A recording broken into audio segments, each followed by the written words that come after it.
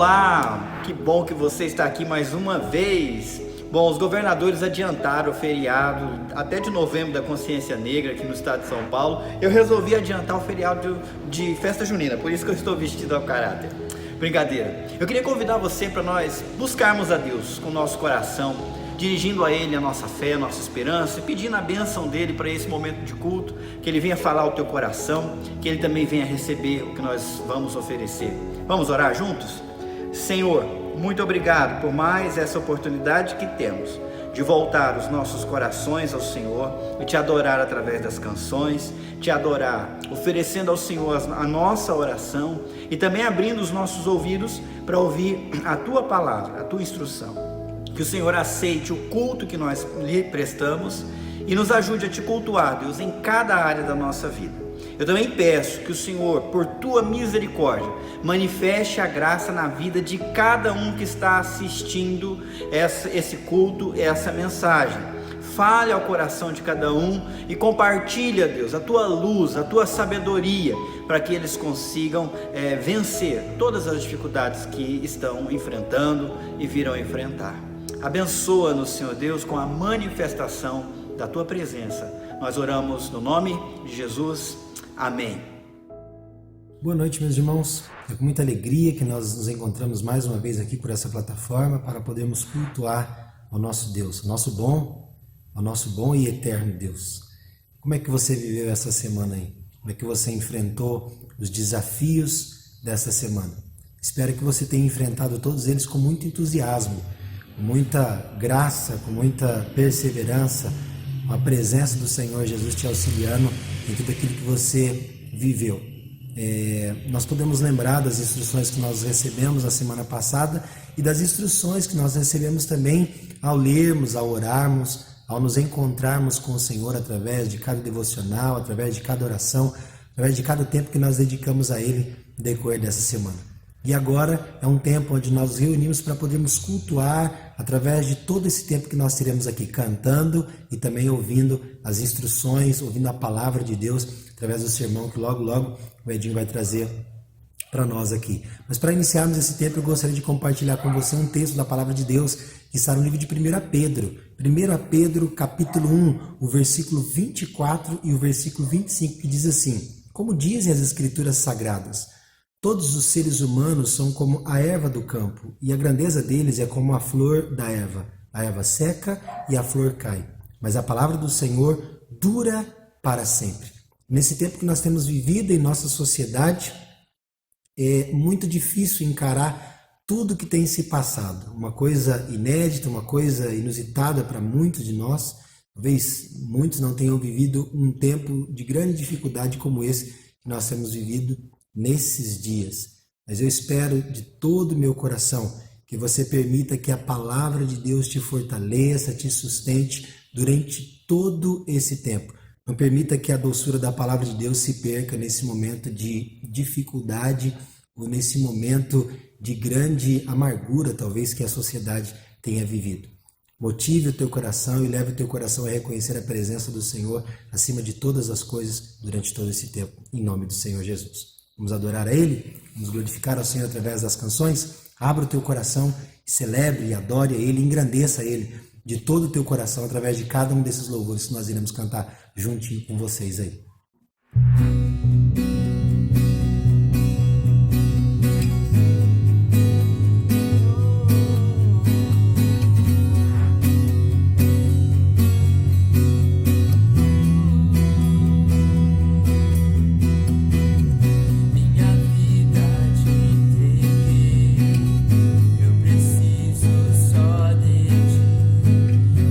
Procuro, sei que vou te achar.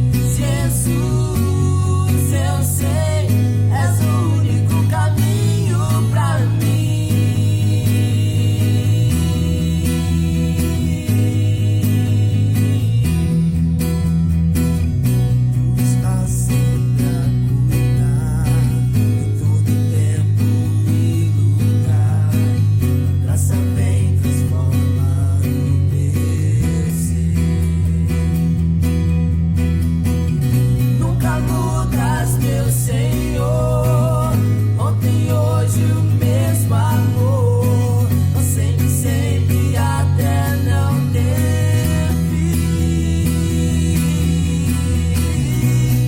Jesus, eu sei, és o único caminho pra mim. Jesus, eu sei, és o único caminho pra mim.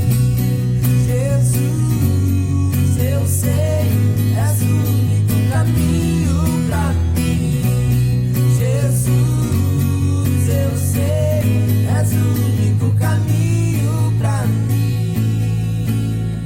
Vida, caminho, verdade é, vivo pela fé em ti, Senhor. Vivo só pra ti. Vida, caminho, verdade é, vivo pela fé em ti, Senhor. Vivo só pra ti. Vida, caminho, verdade é, vivo pela fé em ti, Senhor. Vivo só pra ti. Vida, caminho, verdade é, vivo pela fé em ti, Senhor. Vivo só pra ti. Jesus, eu sei, és o único caminho pra mim. Jesus, eu sei, és o único caminho pra mim. Jesus, eu sei, és o único caminho pra mim. Jesus, eu sei, és o único caminho pra mim. Jesus.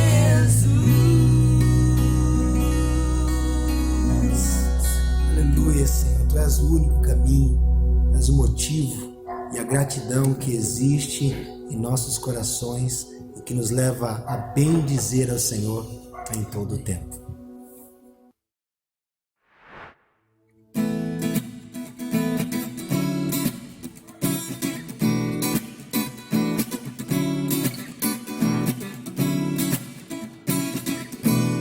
Já refúgio a glória eterna de Jesus, o Rei dos Reis. Breve os reinos deste mundo seguirão as suas leis, os sinais da sua vida, mas se mostram cada vez. Vencendo, vem Jesus. Glória, glória, aleluia. Glória, glória, aleluia. Glória, glória, aleluia. Vencendo, vem Jesus. E o clarim que chama os crentes, a batalha já soou. Cristo à frente do seu povo, multidões já conquistou. O inimigo em retirada, seu furor patenteou. Vencendo, vem Jesus. Glória, glória, aleluia. Glória, glória, aleluia. Glória, glória, aleluia. Vencendo, vem Jesus. Eis quem glória refulgente sobre as nuvens desceu.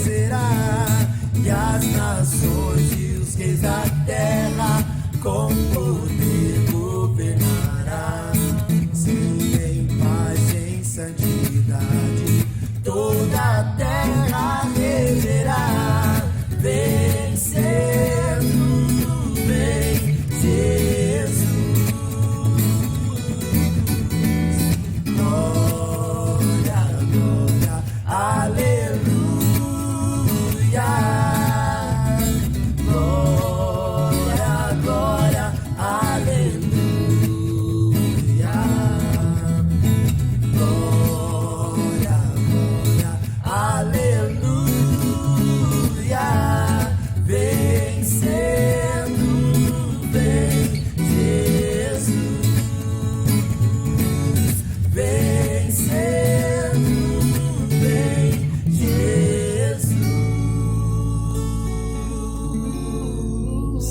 Aleluia. Glória a Deus. Glorificamos o teu nome, Senhor. Sabemos que servimos ao Senhor e queremos servir ao Senhor com todo o nosso coração, declarando sempre a tua presença, declarando o teu reino, declarando a tua vontade, vivendo e manifestando a tua vontade através do nosso testemunho, proferindo isso também através dos nossos lábios. Glória a Deus. Louvado seja o teu nome, Senhor, em todo tempo.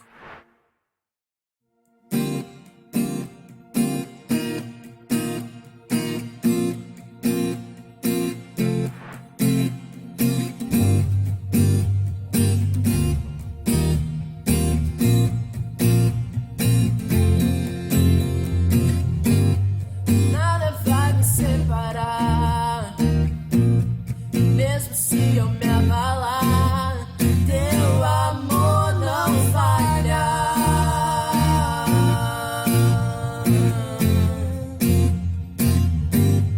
Mesmo sem merecer, tua graça se derrama sobre mim, teu amor não falha.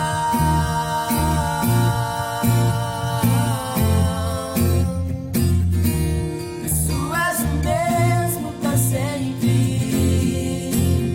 teu amor não muda. Se choro dura uma noite, alegria vem pela manhã. Se o mar se enfurecer, eu não tenho que temer, porque eu sei que me ama. Teu amor não falha.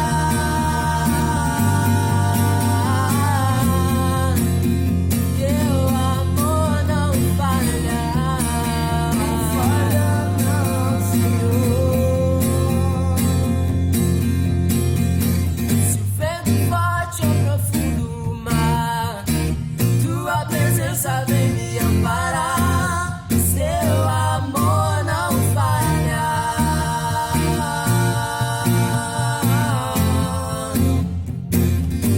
Difícil é o caminhar, nunca pensei que eu fosse alcançar. Seu amor não falha.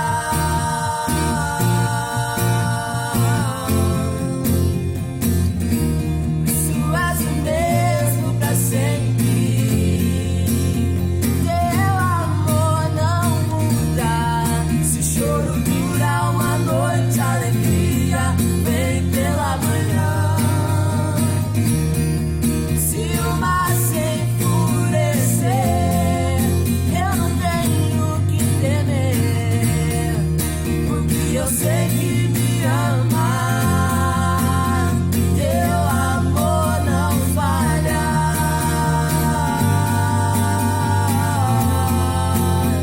Teu amor não falha.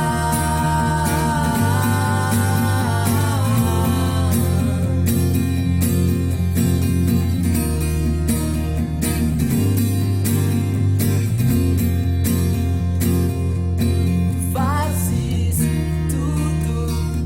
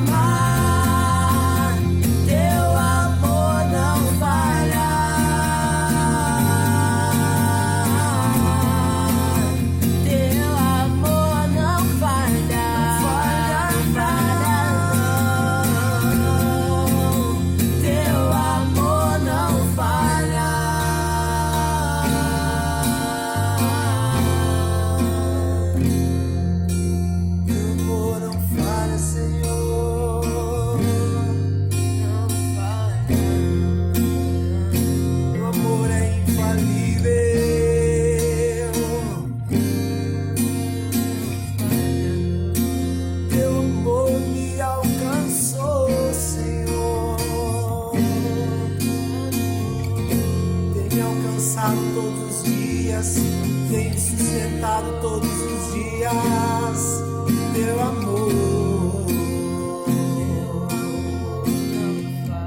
A tua presença, a tua palavra, Senhor, não falha. Nós te louvamos por isso, nós te agradecemos por isso, Senhor. Aleluia, aleluia.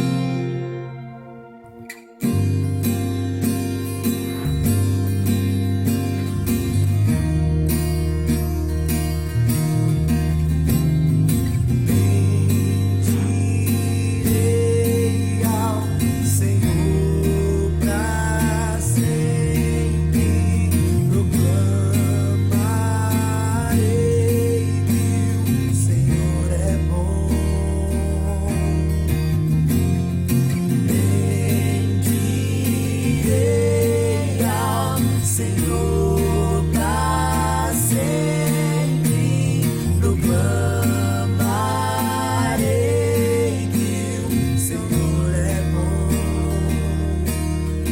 O Senhor reina, reinará com majestade. O Senhor reina em justiça e em verdade.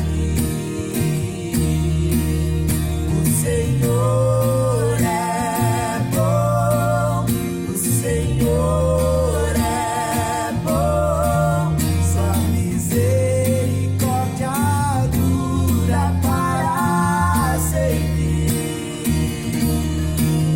O Senhor é bom, o Senhor é bom, sua misericórdia dura para sempre.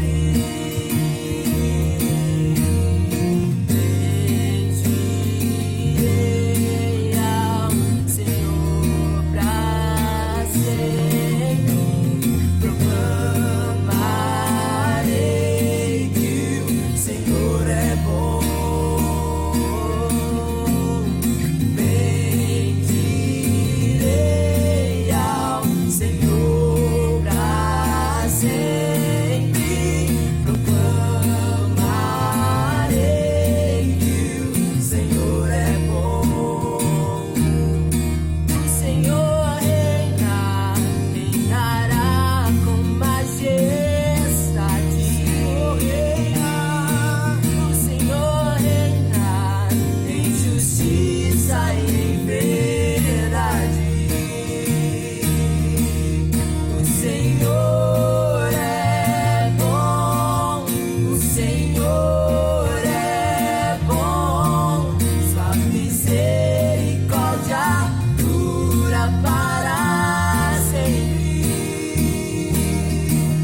O Senhor é bom, o Senhor é bom, sua misericórdia dura para sempre.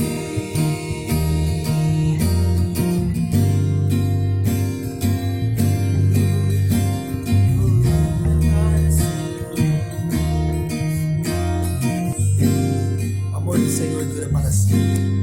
Misericórdia do Senhor dura para sempre.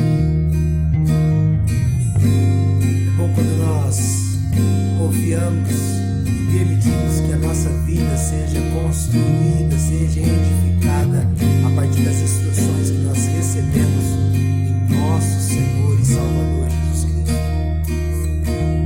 Se nós permitirmos que a presença dele também esteja conosco, nos sustentando, nos abençoando e nos fortalecendo, também nos ajudando a viver essas instruções que ele tem revelado ao nosso coração. Glória a Deus por isso. Seja exaltado em todo tempo, Senhor. Aleluia.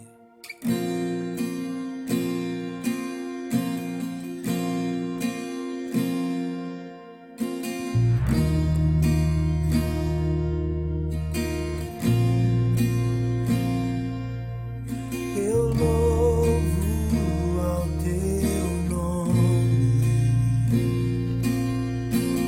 louvo o teu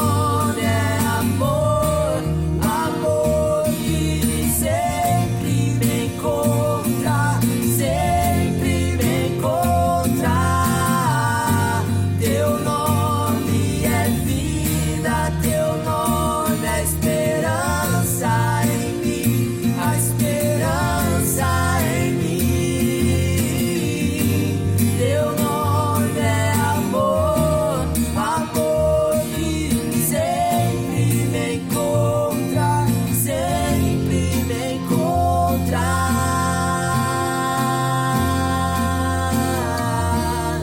Seja exaltado,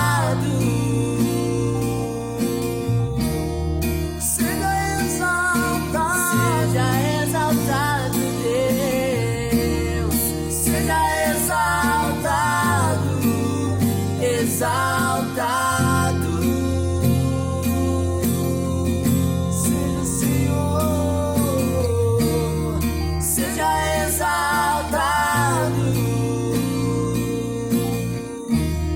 seja exaltado, seja exaltado, exaltado.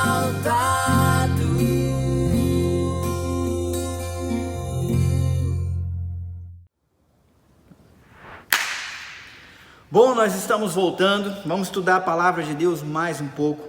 Ao mesmo tempo que eu estou empolgado, estou com o coração um pouco apertado sobre o assunto que nós vamos lidar hoje, eu tenho certeza que pode te ajudar. Quando a gente pensou em fazer essa série, foi no ano passado e nós começamos ela no dia 1º de março, antes de estarmos enfrentando toda a crise que enfrentamos hoje com a Covid-19. Quando a gente começou, não havia maneira de prever a calamidade, os dramas que eu e você estamos enfrentando nesses dias. Tendo dito isso, eu acredito de coração que Deus, na sua providência, já tinha preparado para nós as instruções que nós precisamos para enfrentar esse tempo difícil de crise. E se você está assistindo esse vídeo, se você está assistindo esse culto, com toda certeza Deus quer que você seja exposto a essa instrução, para ter condições de enfrentar, encontrar um caminho seguro para você saber o que fazer e como fazer durante essa crise. A nossa série se chama Memórias. E nessas memórias a gente lembra que aquilo que a gente vai lembrar no futuro é o que a gente está fazendo agora. Ou seja, você faz agora o que lembrará depois. Estudamos o livro de Neemias da Bíblia. Neemias foi um personagem, um homem muito importante na reconstrução dos muros e da nação de Israel após o cativeiro babilônico. Não foi fácil, não foi simples, mas Neemias foi um instrumento de Deus para aquilo acontecer. Olhar para a história dele nos dá muitos lampejos de sabedoria, muitas instruções que são importantes para as lutas que nós enfrentamos hoje.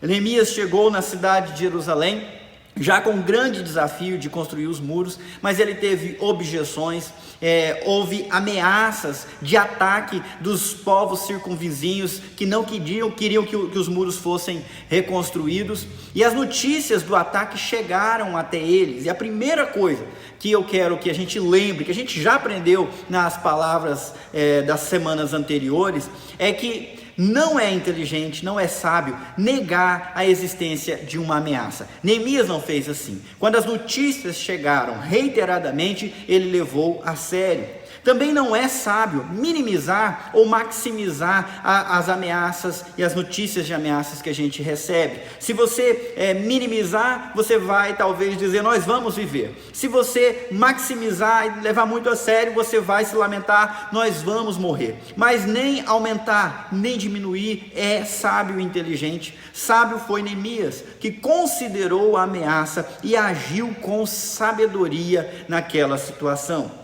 Outras dicas, outras coisas bem importantes que eu já aprendi com Neemias e que eu quero deixar com você nessa introdução, é que é preciso ter muita sabedoria para discernir as notícias que chegam até a gente, discernir as vozes e as informações que são compartilhadas com você por todos os meios. Nós já aprendemos que há notícias falsas, mas há também notícias que têm uma intenção maligna de te paralisar ou então de te fazer abandonar o propósito que você tinha assumido para si, que era bom e era correto. E para discernir uma voz da outra não é tão simples. A primeira dica que eu quero te dar é que você deve duvidar de qualquer voz que vem te acalmar num tempo de que você deve estar alerta, que vem te dizer, fique tranquilo, a situação é difícil, mas nós sabemos o que fazer, ou eu sei o que tem que fazer, tudo vai passar, você não precisa fazer nada, fica tranquilo, nós temos certeza do que vai acontecer. Se pessoas estão dizendo isso, sejam governadores, estejam liderança ou pessoas comuns, toma cuidado, porque essa voz parece muito estranha. Não foi isso que Neemias falou. Na semana passada a gente viu Neemias 4, versículo 14, você pode acompanhar. Examinei a situação, reuni os nobres, os oficiais e o restante do povo e lhes disse: não tenham medo do inimigo, lembrem-se do Senhor, que é grande e temível, e lutem por seus irmãos, seus filhos, suas filhas, suas esposas e seus lares. Foi essa a postura de Neemias, uma postura sábia.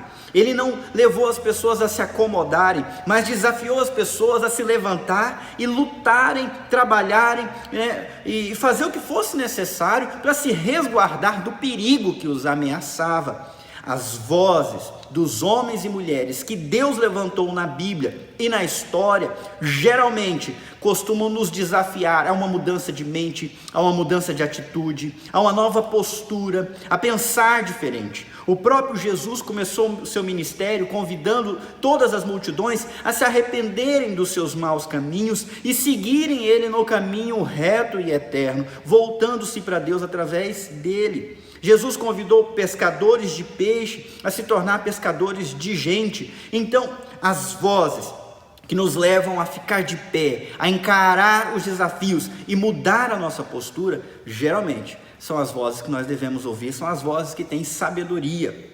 Outro exemplo negativo, algumas vozes, ao invés de nos acalmar, elas alimentam o terror, elas nos colocam mais em pânico, e essa é a intenção delas. Também devemos duvidar e questionar essas vozes e essas informações. Neemias, ele não fez o povo ficar quieto, mas também não deixou o povo ficar apavorado. Pelo contrário, ele disse: não tenham medo, lembrem-se do Senhor, confia no Senhor. A palavra dele inspirou coragem, inspirou uma postura ousada frente ao perigo para encarar. Você percebeu?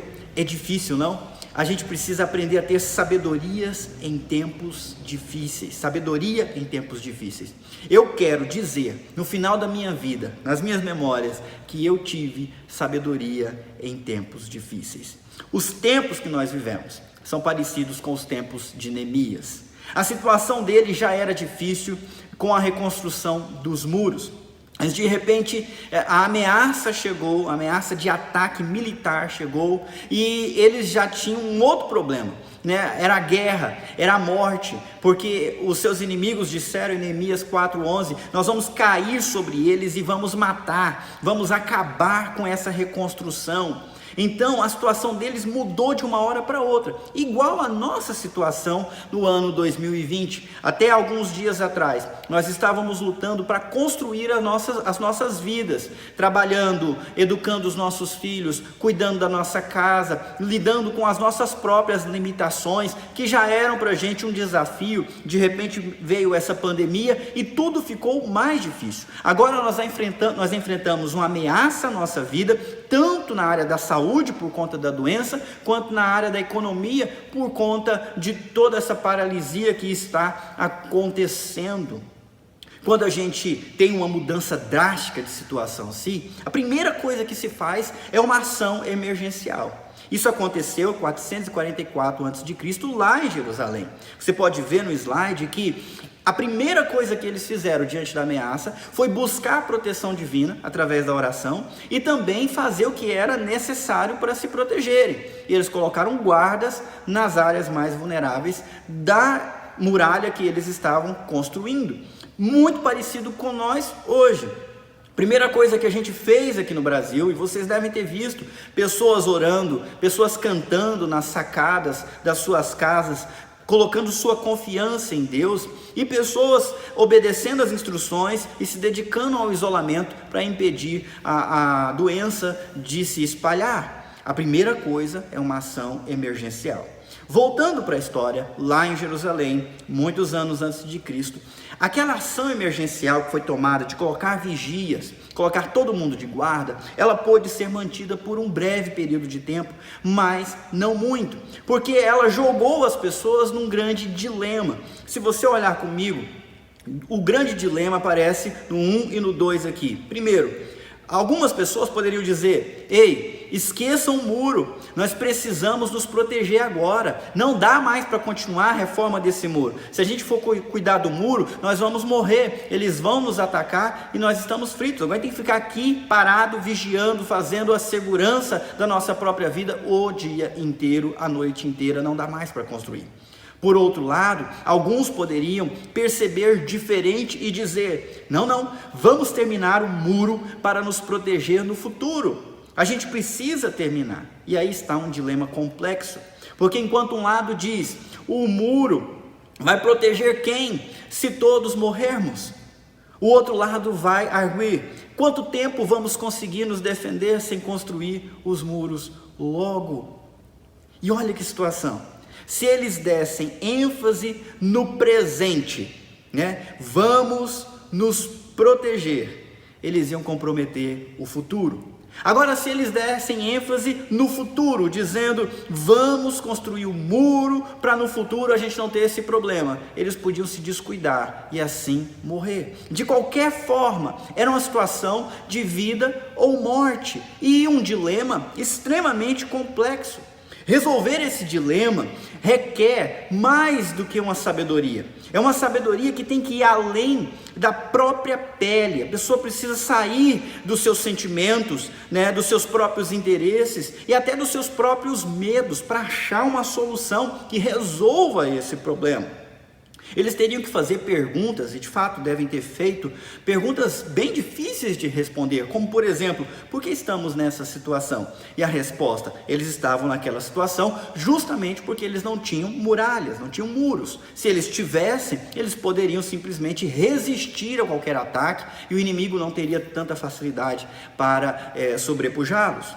Outra pergunta, eles deveriam fazer: o perigo vai passar porque estamos de guarda? Se nós ficarmos de guarda aqui, uma hora esse perigo acaba? E a resposta sincera é não.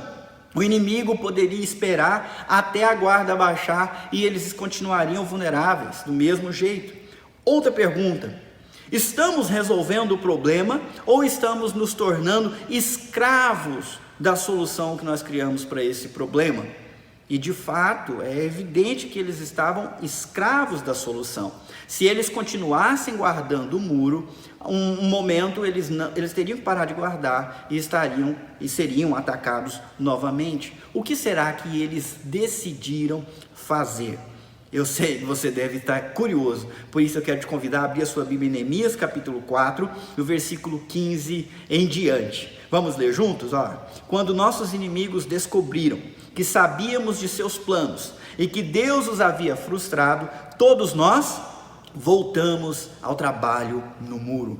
Dali em diante, porém, apenas metade de meus homens trabalhava, pois a outra metade ficava de guarda com lanças, escudos, arcos e couraças. Não se esqueça que essas são as palavras, as memórias de Neemias. É ele que está contando a história. E olha o que eles decidiram.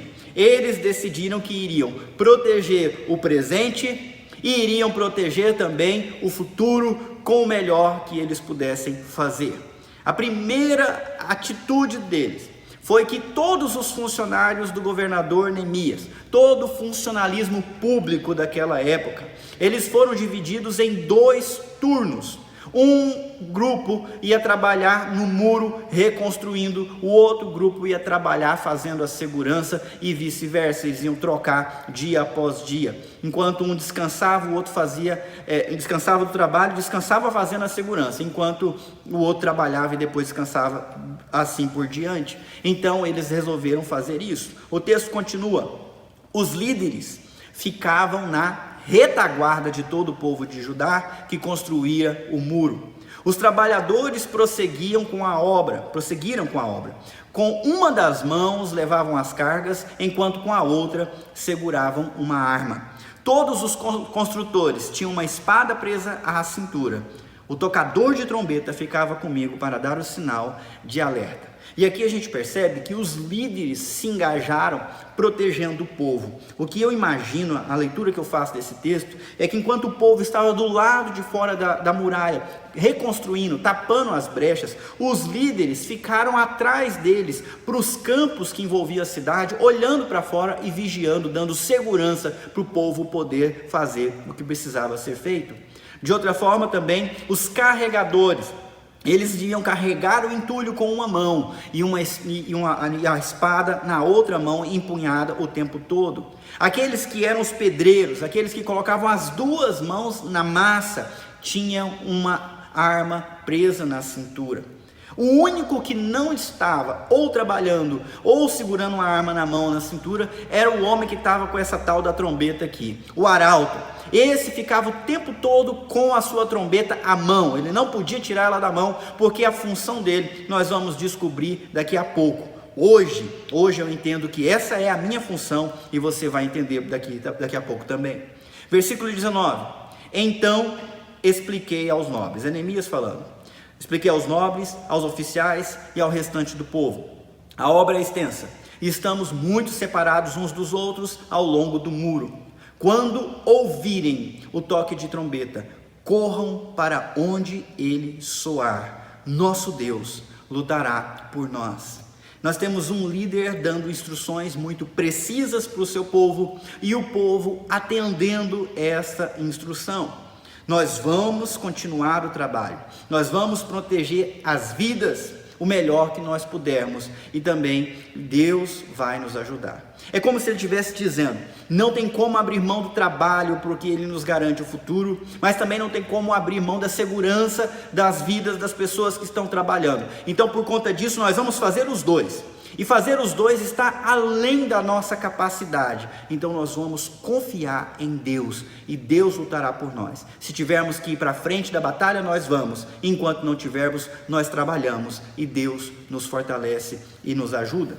O texto continua dizendo assim: trabalhávamos o dia inteiro, do nascer ao pôr do sol, e metade dos homens estava sempre de guarda. Nessa ocasião, eu disse aos que moravam fora dos muros que passassem a noite em Jerusalém. Assim, eles e seus servos poderiam ajudar na guarda à noite e trabalhar durante o dia.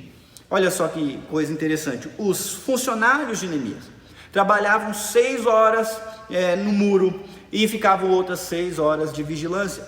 À noite, não havia condição desses homens montarem vigilância e emendarem 3 turnos, sem descanso. Então Neemias resolveu o problema, convidando aqueles que moravam do lado fora da cidade a virem dormir dentro da cidade e ajudar durante o dia, ajudar a montar uma escala de sentinelas para trabalhar durante a noite. E assim ele resolveu o problema para os seus homens recuperarem as forças durante a noite e poderem continuar trabalhando e fazendo a segurança durante o dia. O texto continua, agora o último versículo 23.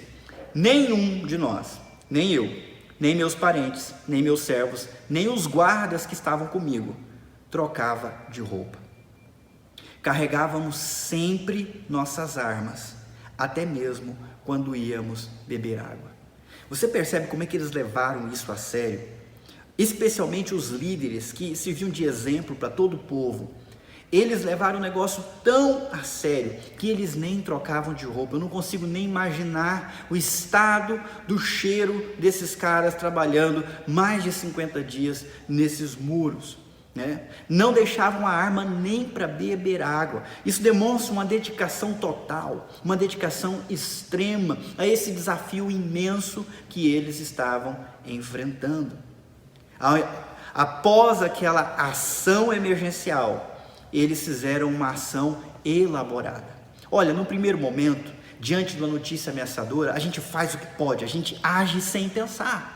Mas depois de algum tempo, a gente precisa olhar de novo para a situação e fazer um plano elaborado, um plano bem pensado, que atenda às demandas e necessidades. E foi isso que aquele povo fez. Se você olhar comigo, há 5 coisas que eu quero destacar nesse texto que a gente acabou de ler. Olha, o funcionalismo mudou de 48 horas por semana para 72 horas por semana. Eles tiveram que trabalhar muito mais. Os líderes se colocaram em defesa de todo o povo, como eu destaquei na leitura. O povo voltou ao trabalho com novas práticas de proteção. Eu estou colocando dessa forma para você conseguir já aplicar na nossa própria situação. Eles tinham que andar armados para se proteger, do mesmo jeito que nós vamos ter que andar de maneira diferente daqui em diante, até esse problema ser sanado definitivamente.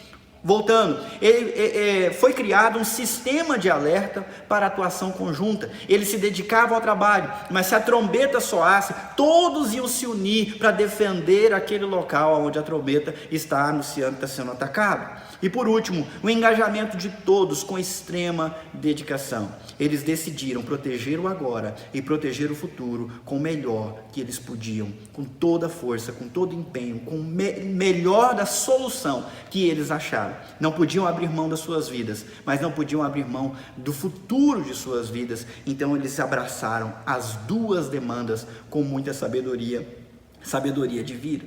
Eles tiveram que colocar de lado o medo. Eles tiveram que agir com a sabedoria profunda.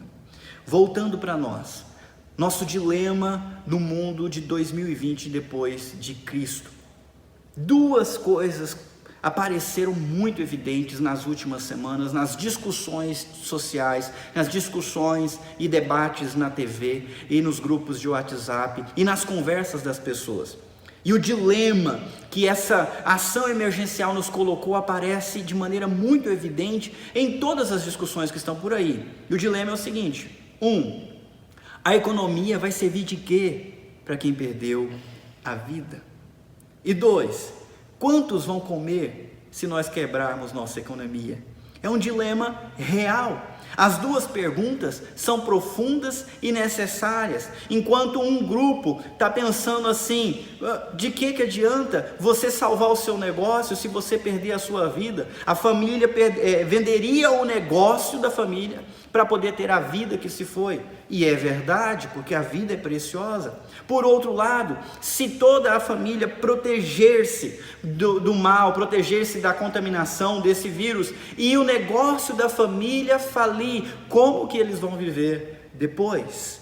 Se nós quebrarmos a economia, como que nós vamos encontrar os nossos empregos no futuro? Isso nos leva a pensar sobre o nosso presente e sobre o nosso futuro. Se nós colocarmos muita ênfase no presente, nós vamos comprometer o futuro. Se nós colocarmos muita ênfase no futuro, nós comprometemos o nosso presente e de qualquer forma a gente pode se dar muito mal. Eu quero lançar algumas perguntas conforme o texto que a gente já estudou e a situação deles. Por exemplo, até quando esse isolamento salva mais do que mata mais? Porque chega um momento que o isolamento começa a trazer mais mortes do que salva vidas, porque pessoas começam a morrer por outras causas, como já está sendo noticiado no mundo. Outra pergunta: proteger a vulnerabilidade do sistema de saúde está criando outras vulnerabilidades, ou pode criar outras vulnerabilidades sociais?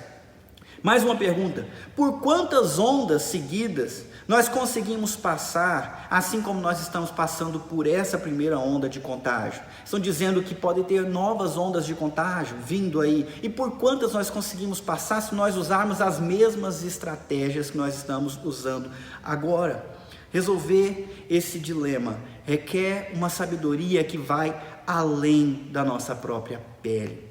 Requer uma sabedoria que vai além dos seus sentimentos e dos meus sentimentos, dos teus interesses e dos meus interesses. Vai além dos medos que sondam o nosso coração. Eu estou muito preocupado porque a sabedoria que é difundida no jornal, nas mídias, nas discussões de WhatsApp, de Facebook, mídias sociais, é uma sabedoria do medo, é uma sabedoria carregada de pavor, de pânico, né? Essas situações complexas exigem um outro tipo de sabedoria que nós não estamos tendo agora. Por conta disso, Eu queria compartilhar com você Tiago 3, de 13 a 18, eu não vou ler o texto, eu vou só colocar algumas palavras que eu pensei nesses versículos. A Bíblia nos dá 2 tipos de sabedoria e apenas 2, a sabedoria divina e a sabedoria terrena. E olha a diferença delas na imagem que aparece para você. A sabedoria divina, ela é espiritual, ela é do alto, enquanto a sabedoria terrena, ela é demoníaca.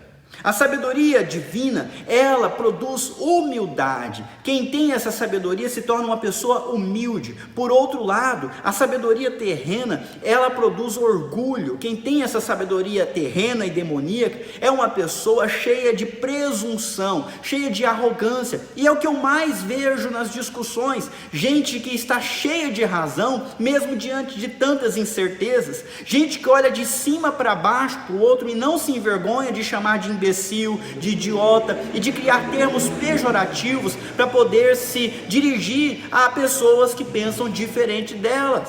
Está cheio em todo o lugar, toda essa presunção, esse jeito estranho e arrogante de lidar com o outro que se julga menor. A sabedoria divina, além de ser espiritual, produzir humildade, ela também leva ao bom procedimento, leva a um procedimento sábio, inteligente e benéfico. Por outro lado, a sabedoria terrena, demoníaca, orgulhosa, ela leva a toda espécie de males. E eu lhe pergunto, diante desses 2 tipos de sabedoria, o que você está vendo? Você está vendo bom procedimento ou você está vendo toda espécie de males? O texto continua e tem mais características da sabedoria divina. Ela é pura, pacífica, amável, compreensiva, cheia de misericórdia, de bons frutos. Ela é imparcial e ela é sincera. Enquanto a sabedoria terrena é cheia de inveja amarga, ambição egoísta, confusão, e ela manipula a verdade.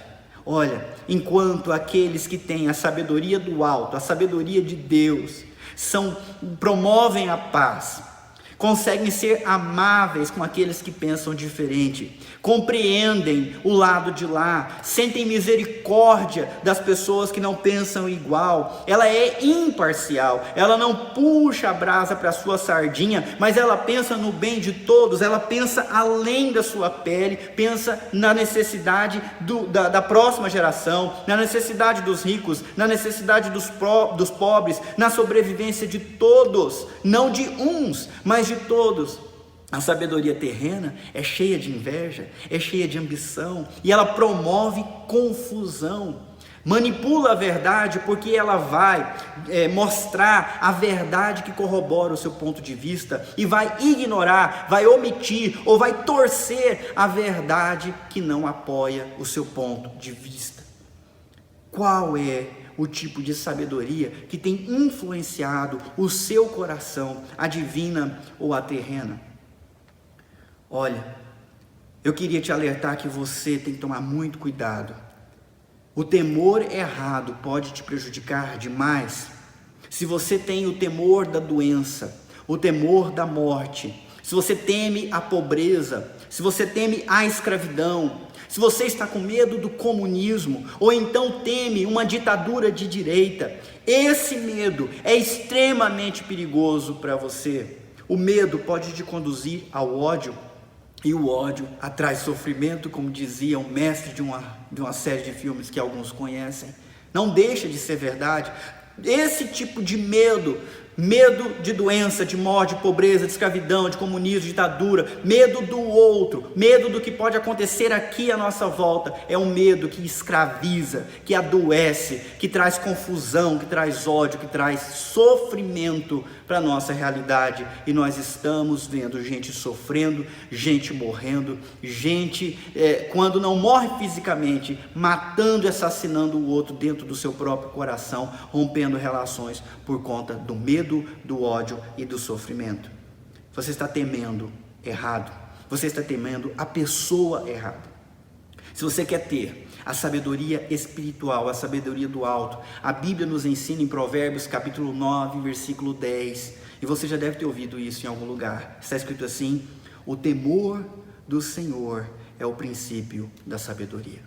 O temor do Senhor é o princípio da sabedoria. O conhecimento do santo é entendimento.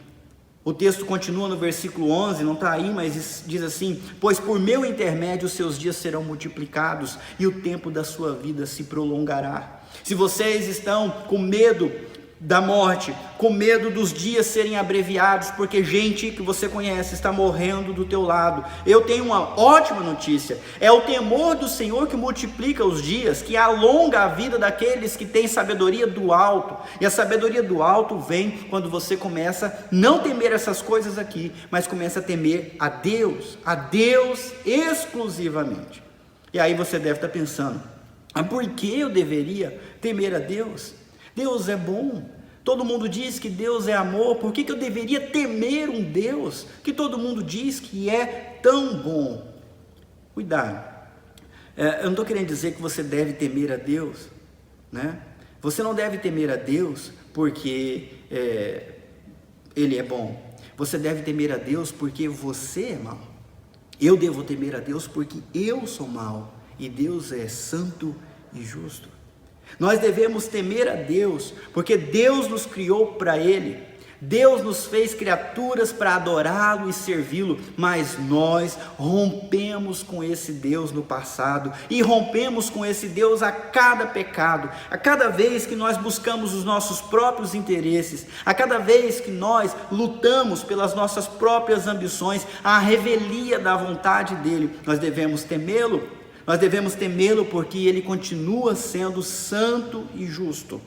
Mas eu não posso dizer também que Ele é bom e que Ele continua amoroso. Deus manifesta o seu amor dia após dia. Ele manda vir o sol e a chuva sobre justos e injustos. Dia após dia, as suas misericórdias se renovam. Se nós não fomos varridos da humanidade, é porque Deus é amor, Deus é paciência, Deus tem um longo ânimo para tratar com uma humanidade tão vil e pecaminosa como nós somos. Deus manifesta o seu amor na paciência que Ele tem com a gente. Mas acima de tudo, a maior manifestação do amor de Deus está no que Ele fez. Ele enviou o Filho dEle para viver com a gente aqui na terra, para experimentar as lutas que nós enfrentamos, os dilemas que nós enfrentamos, os perigos que nós enfrentamos e ser tentado como nós somos tentados. Jesus viveu uma vida perfeita nesse mundo, não pecou em nenhum instante, pregou a vontade de Deus, ensinou as pessoas a respeito do caminho que conduz à vida eterna. Jesus mostrou através das suas obras que Ele era de fato o Filho de Deus. As testemunhas oculares, os seus amigos e seguidores disseram: nós vimos a glória dele, a glória como a glória de Deus, a glória do Pai. Jesus é a imagem do Deus invisível que viveu entre nós. E o que nós fizemos com ele? Nós o desprezamos. A humanidade o desprezou, a humanidade o rejeitou, a humanidade o julgou, a humanidade o condenou. Nós o matamos no madeiro e ele foi crucificado e depois foi enterrado. Só que no terceiro dia, Jesus Cristo ressuscitou.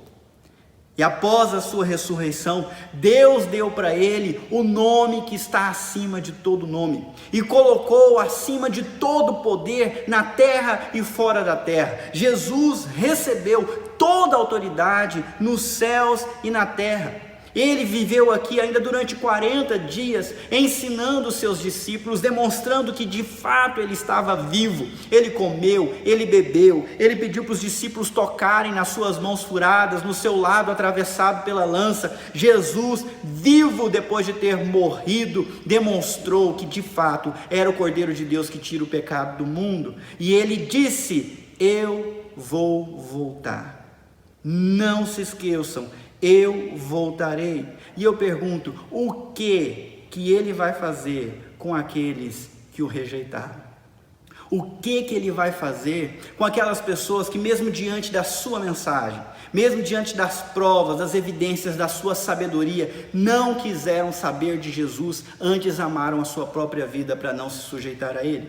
O que Jesus vai fazer com aqueles que se diziam seus seguidores, mas fizeram a sua própria vontade, que tentaram usar Jesus para conquistar os seus próprios sonhos egoístas, trocando uma vida religiosa por bênçãos que ele queria comprar ou barganhar barganhar com esse Jesus, mas nunca entregaram para Jesus o seu coração de fato. O que Jesus vai fazer com essas pessoas? Se você olhar comigo agora, Salmo 2, no versículo 11 e 12, está escrito assim: beijem o filho para que ele não se ire e vocês não sejam destruídos de repente, pois num instante acende a sua ira. Mas como são felizes todos os que nele se refugiam. Esse é um salmo messiânico, ele foi escrito muito antes de Jesus nascer, mas ele tem a ver com Jesus, o Filho de Deus. E o convite bíblico é: beijem o Filho. Beijem o Filho enquanto é tempo. Jesus é a maior manifestação do amor de Deus pela sua vida. Se você o rejeitar, se você não o abraçar, se você não o amar, você permanece sobre a ira. Você ainda tem uma conta muito alta para pagar. E acima de tudo, você não tem sabedoria do alto, apenas a sabedoria terrena, que só traz sofrimento, só traz dor. O temor do Senhor é o princípio da sabedoria. E nós demonstramos temor a Deus quando nós abraçamos, aceitamos e amamos o seu Filho. A última frase desse versículo diz: como são felizes todos os que nele se refugiam. Em outras palavras, não há felicidade eterna fora de Jesus. Não há paz fora de Jesus. Não há esperança fora de Jesus. Mas como são felizes todos os que nele se refugiam. Eu quero lembrar no final da minha vida, nas minhas memórias, no futuro eu quero olhar para trás e eu quero dizer: eu agi com sabedoria em dias difíceis. Eu quero que os meus filhos, quando se despedirem de mim, me colocando no caixão, possam dizer a meu respeito: o meu pai, na crise de 2020, agiu com sabedoria. Enquanto outros estavam desesperados, enquanto outros não estavam nada alarmados, o meu pai foi uma trombeta que soou, alertando as pessoas sobre o que fazer. O meu pai ensinou, o meu pai falou, o meu pai viveu. Eu quero poder dizer no final da minha vida que eu temia a Deus acima de tudo, que eu beijei e aceitei o seu Filho como meu Senhor pessoal e dediquei a minha vida a Ele. Eu quero poder dizer que eu honrei Jesus com o culto, com as orações, com as músicas, mas que eu também honrei Jesus com o meu trabalho, com a minha dedicação, com o meu serviço durante a semana e não apenas nos cultos públicos junto com outras pessoas. Eu quero que se diga a meu respeito depois que eu partir, não sei se agora, se em breve ou se em muito tempo, eu quero que se diga a meu respeito: esse homem descansou em paz e foi recebido por aquele que ele amou e serviu durante toda a sua vida. E você? O que você quer contar no futuro? Você pode receber a sabedoria do alto, mas ela está em temer a Deus. Beije o Filho. Eu vou te dar a chance de refletir um pouquinho sobre isso e pensar se essa convocação é para você. Se é você que está precisando da sabedoria, se é você que precisa finalmente render-se ao amor de Deus em Cristo Jesus para experimentar a felicidade dele. Nós vamos ouvir uma canção e depois disso eu quero que você entregue a sua vida para Jesus junto com a oração comigo.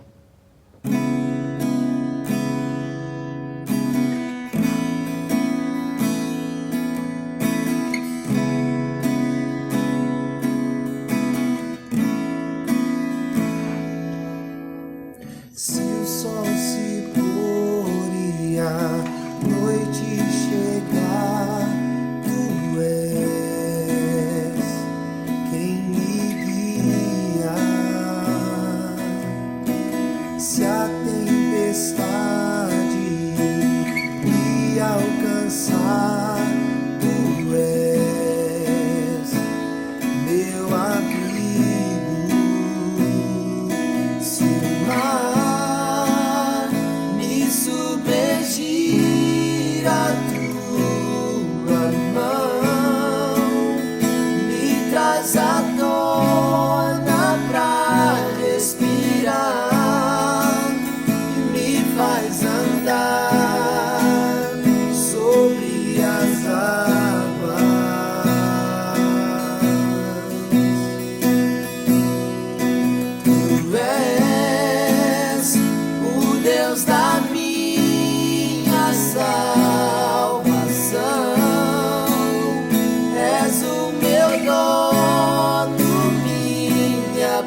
paixão, minha canção e o meu louvor.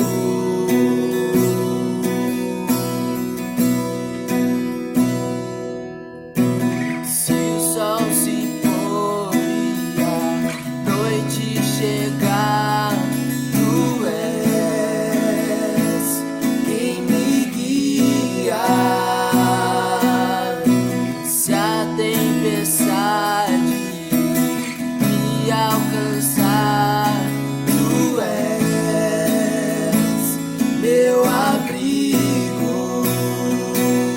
Se o mar me submergir, a tua mão me traz à tona pra respirar e me faz andar sobre as águas.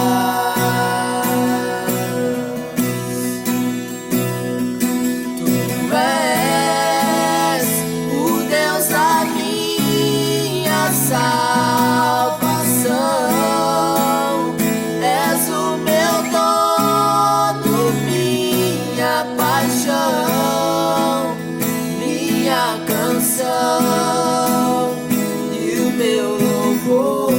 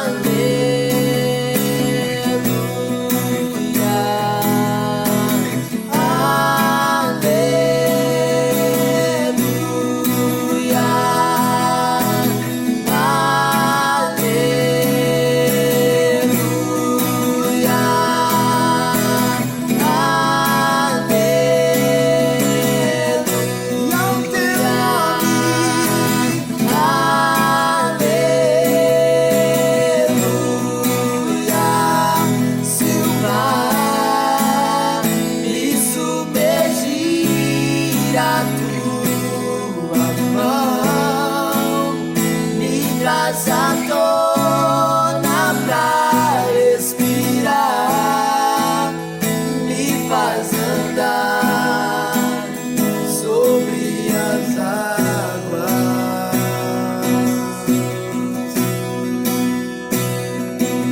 Tu és o Deus da minha salvação, és o meu paixão, minha canção e o meu louvor.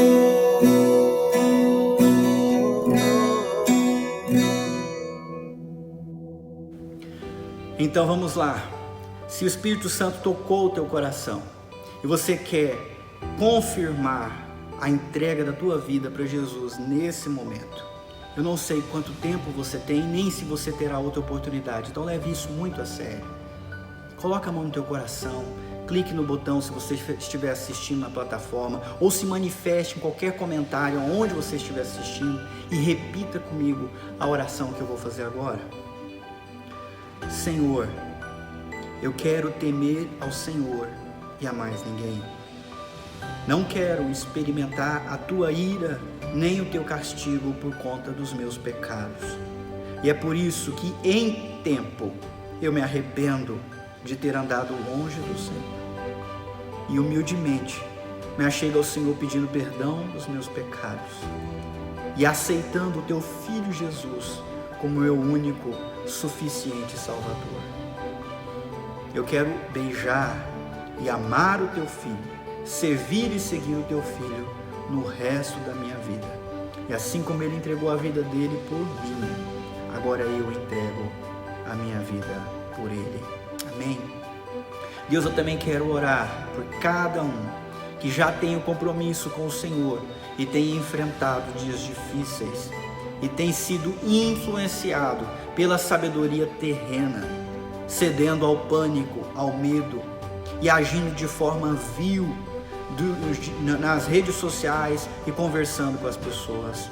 Deus, que o temor do Senhor venha lembrá-los que é do alto que vem a sabedoria espiritual, que é amável, que é misericordiosa, compreensiva, pacífica, cheia de bom procedimento, de bons frutos. A mesma sabedoria que Neemias teve, a mesma sabedoria que Jesus teve mesmo em face da morte. Jesus nos ensina a buscar essa sabedoria e encontrar essa sabedoria. Abençoa cada um, ó Deus, com a presença do Teu Espírito Santo nessa semana, para tomar boas decisões, para ser boa influência nas redes sociais, nas conversas, para ter uma postura muito mais inteligente e sábia do que a inteligência das pessoas que não têm o Senhor.